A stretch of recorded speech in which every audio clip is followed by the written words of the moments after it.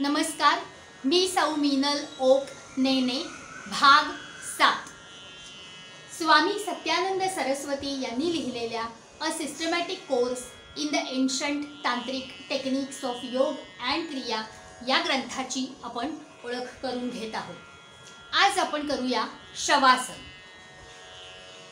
आधी आपण नौकासन करणार आहोत। यात आपण शरीराला मुद्दाम ताण देत आहोत, पण अतिरिक्त ताण न देता नौकासन करायचं आहे।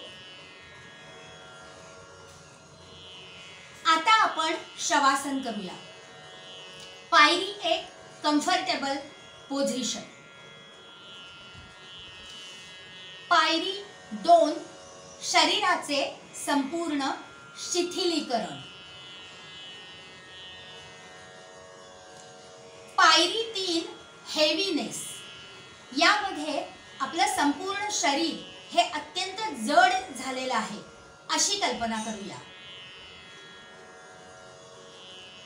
पायरी 4 लाइटनेस, म्हणजे यामध्ये बंद डोळ्यासमोर एक अमर्याद वाढणारं अवकाश कल्पून त्यामध्ये आपलं हे अत्यंत जड झालेलं शरीर बघायचं आहे आणि आता जड झालेलं शरीर हळूहळू हलकं होत खाली खाली खाली येत आहे। संपूर्ण शरीर आता अतिशय हलकं झालेलं आहे। पायरी 5 आता आपल्या नॉर्मल ब्रीदिंगकडे, श्वासोच्छवासाकडे लक्ष द्यायचं आहे।